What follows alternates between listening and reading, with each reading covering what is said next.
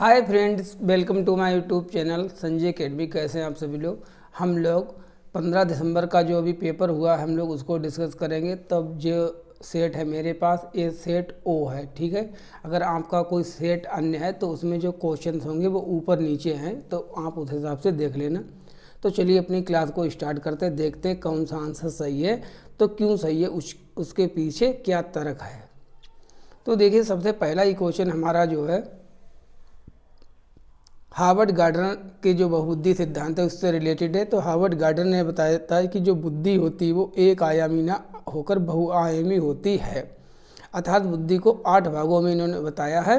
और इन्होंने बुद्धि का सिद्धांत कब दिया था? 1983 में। तो इस सीधे हम आंसर पर इसके जाएं तो इसका हो जाएगा बिल्कुल चौथा सही है। अलग अलग प्रकार से विभाजित किया जा सकता है, सामाजिक बुद्धि वगैरह इन्होंने बताई है, सामाजिक बुद्धि, गणितीय बुद्धि। क्वेश्चन नंबर 2, प्रगतिशील शिक्षा क्या है? प्रोग्रेसिव एजुकेशन क्या है, किसे कहते हैं? शिक्षा के प्रति दृष्टिकोण जो व्यक्तिगत शिक्षा हो, छात्र केंद्रितताओं पर जोर देती है, ठीक है। तो प्रगतिशील शिक्षा क्या है? बहुत बार पढ़ा है हम लोगों ने क्लास में। देखिए, तो प्रगतिशील शिक्षा सीधे इसका आंसर है कि सबका साथ, सबका विकास, सबको समाहित करने वाली चाइल्ड सेंटर्ड है। तो जिसने ये लगाया है वो गलत लगाया, तीसरा ने। इसका दूसरे का पहला वाला जो है वो हमारा आंसर सही होगा। देखिए, हम जो 100% आंसर सही है उसी पर डिस्कस कर रहे हैं। 1-2 क्वेश्चन आपके इधर उधर हो सकते हैं। क्वेश्चन नंबर 3 है हमारा।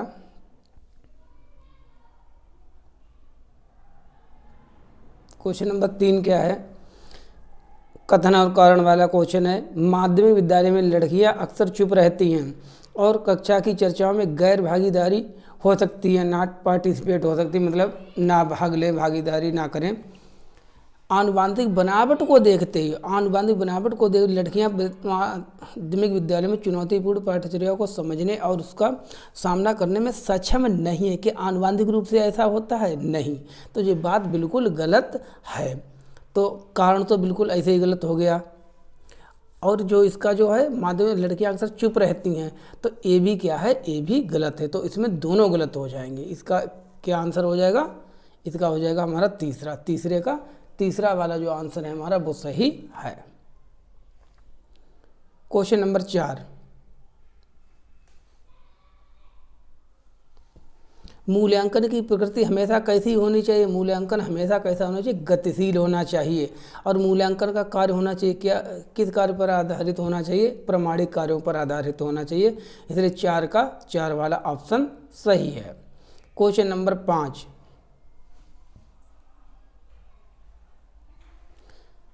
फिर अभिकथन और कारण वाला है। ऐसा उपयुक्त माना जाता है कि अधिगम के लिए आकलन करते समय मानकीकृत परीक्षणों पर निर्भर नहीं करना चाहिए। निष्कर्ष संदर्भित परीक्षण में प्राप्तांकों की तुलना एक निर्धारित मानक प्रदर्शन से की जाती है। तो क्या इसमें सही है? देखिए, सीखने अधिगम के लिए आकलन मतलब सीखने से पहले जो आकलन करते हैं उसमें कोई मानक वगैरह हमको नहीं बनाना चाहिए, निर्भर नहीं करना चाहिए। तो बिल्कुल सही है। और जे भी है CRT, जिसको कहते हैं CRT, क्राइटेरिया रिप्रेजेंटेटिव टेस्टिंग में जो है कंपैरिजन स्टूडेंट्स की नहीं की जाती है, मास्टरी ओरिएंटेड अप्रोच पर काम किया जाता है। तो इसका हमारा कौन सा आंसर हो जाएगा? तो ए भी सही है, दोनों सही भी है और व्याख्या भी करता। तो 5 का हमारा 4 वाला सही आंसर होने वाला है। नेक्स्ट क्वेश्चन है हमारा क्वेश्चन नंबर 6, निम्नलिखित में से कौन से ऐसे प्रश्न का उदाहरण जो छात्रों में विश्लेषणात्मक कौशल मतलब सोच, जिसमें बच्चों को ज़्यादा सोचना विचारना पड़े, जिसका आंसर सीधा बंधा बनाया ना हो। जैसे एक स्तनपायी की परिभाषा क्या? सीधा सा आंसर उसको दे देना है। तो जिसमें हमको चीज़ों को अलग अलग प्रकार से करके देखना हो, वो इसीलिए हमारा 6 में सबसे ज़्यादा जो बच्चा एक्टिव होगा, सोच विचार करेगा, वो स्तनधारियों ने अपने को वातावरण के कैसे, जैसे मैंने कहा था, कैसे और क्यों वाले जो क्वेश्चन होते हैं वो विश्लेषणात्मक कौशल को बढ़ावा देते हैं। इसलिए 6 का हमारा दूसरा हो जाएगा।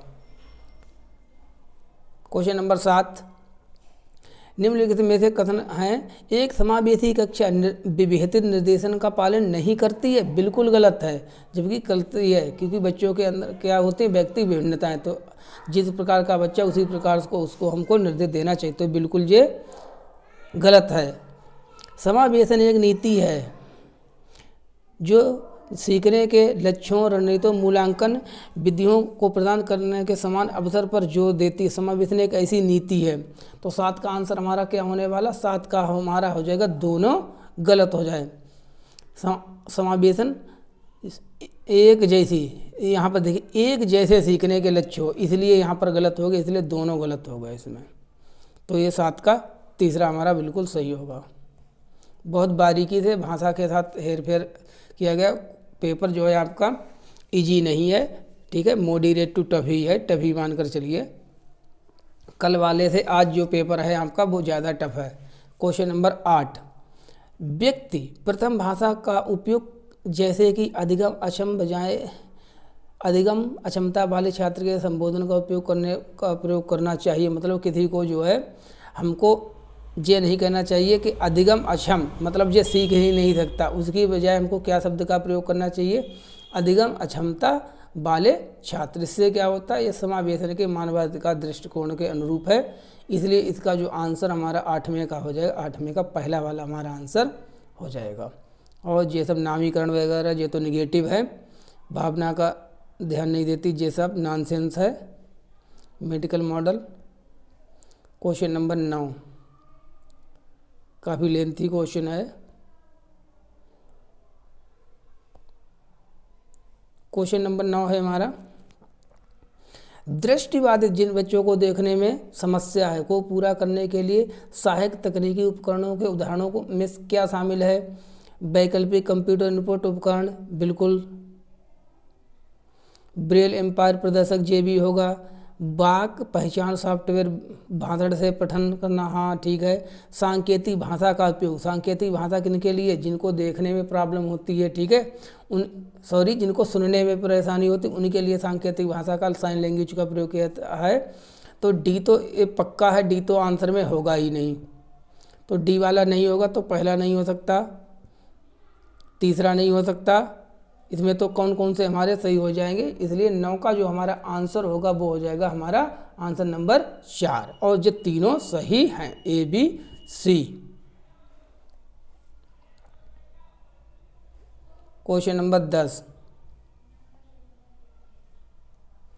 स्वालीनता autism it is advisable to, स्वालीनता वाले विद्यार्थियों के समावेशन का समर्थन करने के लिए एक ऐसा उपयुक्त माना जाता है कि, क्या माना जाता है, कक्षा का अवतरण ऐसे बने जो विद्यार्थियों के लिए अति उत्तेजक हो, ये इसलिए गलत हो गया। ठोस शाब्दिक और सुसंगत भाषा का प्रयोग करना चाहिए। यादृच्छिक दिनचर्या का प्रयोग करते हुए एक अव्यवस्थित विन्यास की रचना करनी चाहिए। तो 10वें का जो हमारा आंसर सीधा सा होगा वो होगा ठोस शाब्दिक और सुसंगत भाषा का प्रयोग करना चाहिए, इसलिए 10 का हमारा तीसरा सही है। 11, कक्षा में प्रतिभाशाली और रचनात्मक बच्चों की ज़रूरतों को पूरा करने के लिए क्या महत्वपूर्ण है। भावनात्मक आवश्यकताओं की बजाय उनकी संज्ञानात्मक आवश्यकताओं को प्रधानता देना, गलत।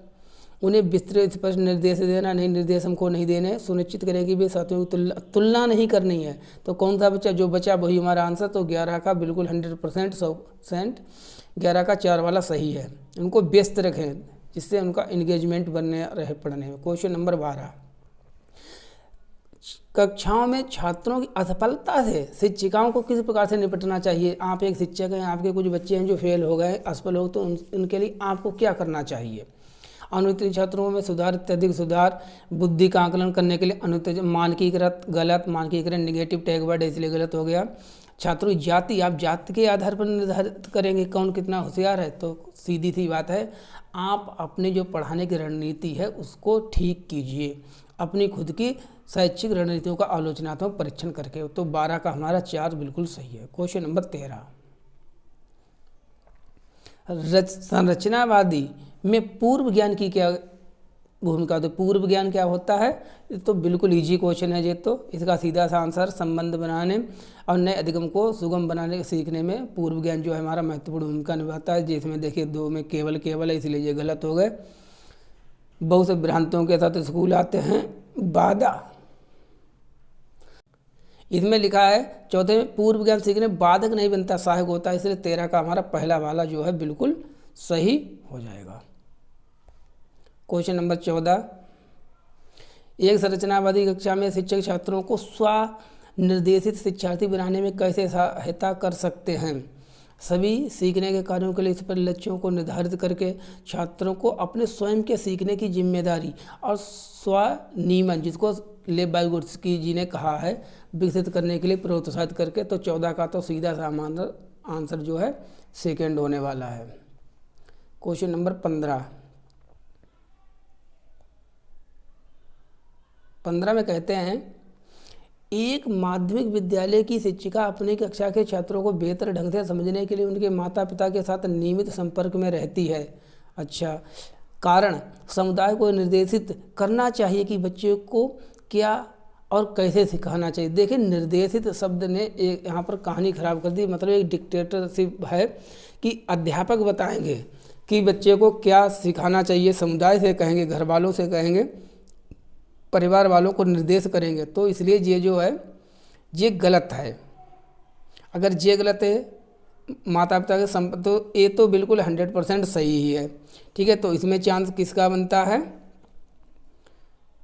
दोनों गलत हैं। नहीं, गलत दोनों वाला तो ऑप्शन हो ही नहीं सकता, इसमें थर्ड तो होगा ही नहीं। ए सही है और आर गलत है। तो इसका जो आंसर है वो 15 का, इसमें दो पॉसिबिलिटी हो सकती हैं। कौन कौन सी पॉसिबिलिटी हो सकती है कि 15 वाले में? 15 में आप जो है 4 को भी सही मान सकते हैं कि दोनों सही हो जाएं। अगर निर्देश पर ज़्यादा ध्यान देंगे तब ये गलत लग रहा है, आप सही भी मान सकते हैं। फिलहाल इसका जो आंसर है वो दूसरा हो सकता है, ए सही है, आर गलत, ए गलत भी हो सकता है और सही भी हो सकता है, व्याख्या भी कर सकता है। तो इसको आप स्टार लगा लीजिए। ठीक है, कोई बात नहीं, हमको ऑफिशियल आंसर की तक का वेट करना चाहिए। ये सीटेट है, इसमें जब CBSE ही अपने आंसर चेंज कर सकती है तो 1-2 आंसर इधर उधर हो सकते हैं। तो इसको हम डाउट में रखते हैं, डी फॉर डाउट में है विजय। ठीक है, वैसे तो इसका आंसर हमारे अनुसार 15 का दूसरा वाला होना चाहिए, क्योंकि निर्देश देना एक निगेटिव लग रहा है। तो 15 का दूसरा या चौथा भी हो सकता है। डाउट में है ये क्वेश्चन। क्वेश्चन नंबर 16, जैसे जो क्वेश्चन है इनमें कोई डाउट ही नहीं है। 16, शिक्षार्थियों के समस्या समाधान कौशल को उन्नत करने के लिए शिक्षकों को प्रोत्साहित करना चाहिए। शिक्षार्थियों के बीच चिंतन। अब निगेटिव टैग वर्ड क्या है? फंक्शनल फिक्सडनेस होगा ही नहीं, कार्यात्मक स्थिरता पहला तो होगा ही नहीं।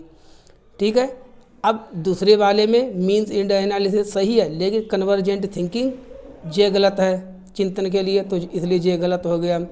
तो इसका जो आंसर हो जाएगा वो 16 का 4 है। तीसरा वाला भी जो है वो भी गलत है, तो 16 का 4। क्वेश्चन नंबर 17, इन डिस्कवरी लर्निंग, अन्वेषण अधिगम में छात्र क्या करते हैं? विचारों की खोज और हेरफेर के मतलब दुनिया से लगातार नई खोज करते हैं। 17 का दूसरा, पूर्व अभ्यास विस्तारित अभ्यास के मतलब अपने लिए जानकारी। तो दूसरा और तीसरा तो बिल्कुल गलत है, कोई दिक्कत नहीं। विचारों की खोज और हेरफेर के माध्यम से स्वयं के लिए जानकारी प्राप्त करते हैं। अब इस 17 वाले क्वेश्चन का जो आंसर है वो पहला और चौथा दोनों हो सकते हैं। हाँ, एक चांद बन सकता है दोनों का कि सबको आंसर मिल जाए, जिसने पहला किया चौथा भी किया, ऐसा हो जाता है। फिलहाल हमारे अनुसार जो बिल्कुल आंसर सही होना चाहिए, क्योंकि इसमें खोज दोनों में कर रहा है। एक में स्वयं के लिए जानकारी और दूसरे में है दुनिया लगातार नई खोज। तो इसका जो 17 का जो पहला आंसर आप लोग टिक कीजिए। ठीक है, एक चांस इसमें चौथे का भी बन सकता है, दूसरा तीसरा तो बिल्कुल गलत है। क्वेश्चन नंबर 18, एक कल भी क्वेश्चन आया था एक, ये है महसूस करते हुए कि वह विज्ञान कक्षा में ध्यान नहीं दे पा रहा, इसलिए वह संप्रत्य को समझने में असमर्थ है। रमेश कक्षा में सबसे आगे बैठने का फैसला करता है, फैसला लेता है ताकि ध्यान केंद्रित कर सके। रमेश सीखने की रणनीति का उपयोग करना है। जैसे मुझे गणित समझ में नहीं आता तो मैंने सोचा, मैंने फैसला लिया, मैं पीछे बैठता हूँ इसलिए मैं बात समझ नहीं पाता हूँ, तो अच्छा मैं आगे बैठूंगा तभी मुझे मैथ अच्छे से आने लगा। तो मैं सेल्फ से अपने आप के बारे में स्वयं से विचार कर रहा हूँ। ठीक है, अपनी सोच का अपने आप का एनालिसिस कर रहा हूँ, इसको कहते हैं मेटा कॉग्निशन। तो 18 का हमारा पहला वाला सही हो जाएगा। क्वेश्चन नंबर 19, संज्ञान और भावनाओं के बीच में कौन सा कथन सही है? Cognition and emotions most important है, इससे हर बार एक क्वेश्चन एक ही प्रकार का आता है, तो सीधी सी बात है। देखिए इमोशंस और जो कोऑर्डिनेशन है इनमें द्विदिशात्मक संबंध होता है, दोनों एक दूसरे को प्रभावित करते हैं, बाई डायरेक्शनल रिलेशन होता है। तो 19 का सीधा सो आंसर सेकंड हो जाएगा। भावनाएं संज्ञान के विभिन्न पहलू को नियंत्रित करते हैं, हालांकि इनके प्रभाव की मात्रा दिशा बहुत से कारकों पर निर्भर करती है। बिल्कुल 19 का दूसरा हमारा सही है। क्वेश्चन नंबर 20, शिक्षक छात्रों में आंतरिक प्रेरणा इंटरनल मोटिवेशन क्या है? सीखने का आनंद पैदा करके। बिल्कुल 20 का तीसरा सही। क्वेश्चन नंबर 21,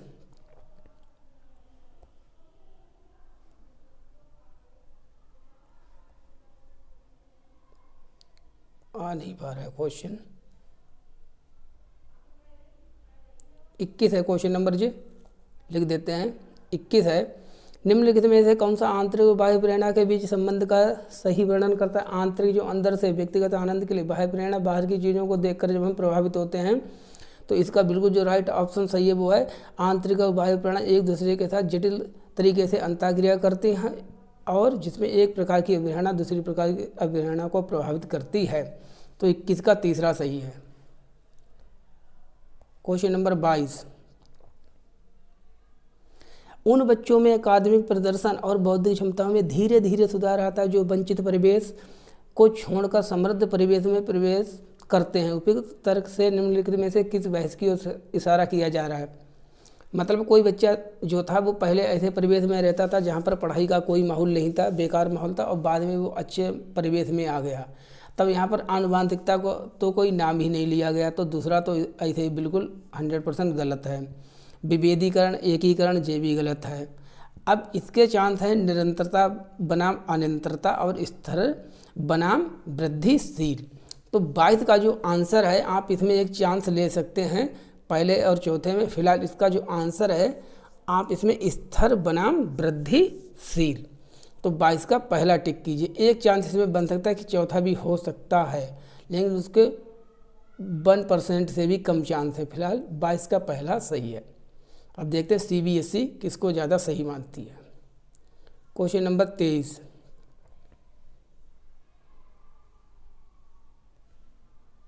देखिए जो फैक्ट होता है कि भारत की राजधानी कहाँ है, दिल्ली, इसके तो 100% ऑप्शन जो है आंसर सही ही होगा।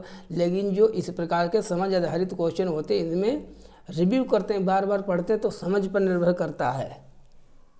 तो क्वेश्चन नंबर जो हमारा कौन सा है? क्वेश्चन नंबर है हमारा 23। जब हम बचपन को एक ही श्रेणी के रूप में देखते हैं तो जेंडर, जातिता, सामाजिक वर्ग के संबंध में बच्चों के बीच सामाजिक और सांस्कृतिक अंतर को खो देते हैं। बचपन एक सामाजिक संकल्पना है, बिल्कुल सही है। तो इसका तो जो आंसर है वो सीधे से हमारा क्वेश्चन नंबर 23 का चौथा आंसर सही है। दोनों सही है, व्याख्या भी कर रहा है। क्वेश्चन नंबर 24, देखिए अब ये क्वेश्चन है जैसे ये 100% इसका आंसर सही है। निम्नलिखित में से कौन सा कार्य जीन पियाजे द्वारा प्रस्तावित परिवर्तन नहीं है? कौन सा नहीं है? तो जैविक परिवर्तकता की बात की है उन्होंने, संतुलीकरण की बात की है, एक्टिविटी की सीखने की बात कही है, लेकिन उन्होंने कभी भी जीन पियाजे ने सांस्कृतिक उपकरण से द्वारा सीखने की बात नहीं की है। ये बात किसने की है? लेव वाइगोत्स्की ने कही है, इसलिए ये गलत हो जाएगा। तो 24 का दूसरा। अब इसमें कोई डाउट थोड़ी ना है। क्वेश्चन नंबर 25 देखते हैं। लाइक शेयर सब्सक्राइब करते रहें चैनल को। क्वेश्चन नंबर 25, जीन पियाजे ने माना कि सीखने की प्रक्रिया पूरी तरह आनुवंशिकता पर निर्भर है। विकास आनुवंशिकता और पर्यावरण के बीच पारस्परिक प्रक्रिया का परिणाम है। अब जो कारण है वो तो 100% सही है कि जो D बराबर डेवलपमेंट होता है वो हेरेडिटी और पर्यावरण इन्वायरमेंट के बीच अंतःक्रिया द्वारा निर्धारित होता है। तो कारण तो सही है, लेकिन ऐसा कोई भी सिद्धांत कभी भी जीन पियाजे ने पूरी तरह से निर्भर करेगा ये बात नहीं मानी है। तो इसका जो आंसर है वो हमारा हो जाएगा। अब ये गलत है, R सही है, ऐसा कोई ऑप्शन भी नहीं है। तो इसमें जो हमारा 25 का जो आंसर होगा वो हम पहला मानकर चलते, पहला ही होगा। ठीक है, ये और दोनों सही हैं और व्याख्या नहीं करता है, नहीं व्याख्या नहीं। तो इसका जो आंसर आप 25 का 4 टिक कीजिए। ठीक है, 25 का 4। क्वेश्चन नंबर 26, जीन पियाजे के अनुसार जब बच्चे अपने मौजूदा संज्ञानात्मक संरचनाओं के अनुसार नए अनुभव को नहीं समझ पाते हैं तब वे किस चीज़ का अनुभव करते हैं, सहारा लेते हैं। सीधा सा आंसर है, जब बच्चे नई चीज़ को नहीं समझ पाते तो उनमें डिसइक्विलिब्रियम असंतुलन क्रिएट होता है, उसके लिए वो अनुकूलन करते हैं। तो 26 का चौथा है। 27,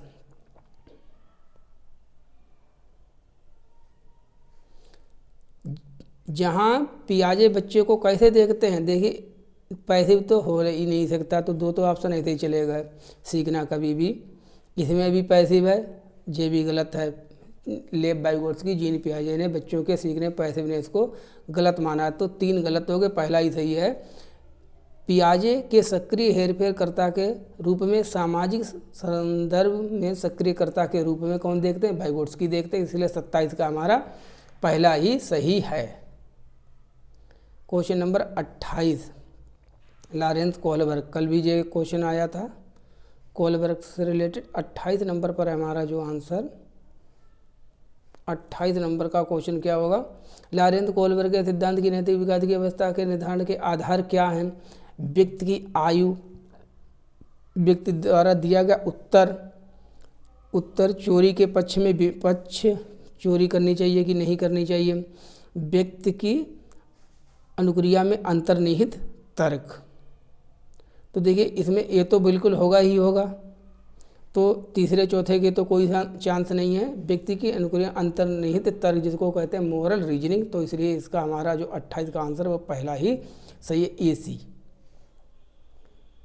29, लेव वाइगोत्स्की के अनुसार संज्ञानात्मक विकास के मायने क्या होता है। संज्ञानात्मक विकास योजनाओं को सुसंगत पूर्णता में संगठित करता है, गलत है। तो इसका जो 29 का जो आंसर होगा वो हो जाएगा 29 का 4, मनोवैज्ञानिक उपकरणों के महारत हासिल करना, मतलब स्किलनेस को एक्वायर करना।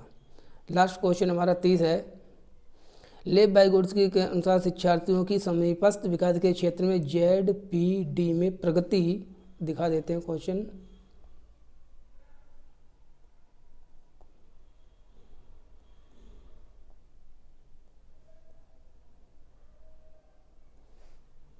लेव वाइगोत्स्की के शिक्षार्थियों के समीपस्थ विकास के क्षेत्र के माध्यम से प्रगति में मदद करने की आवश्यकता कितनी। अरे सिखाने वाला कौन होता है, ठीक है, जो आपसे अधिक जानता होगा वही तो आपकी मदद करेगा सीखने में। तो इसका आंसर क्या होगा, MKO, more knowledge able others. तो 30 का हमारा पहला सही है।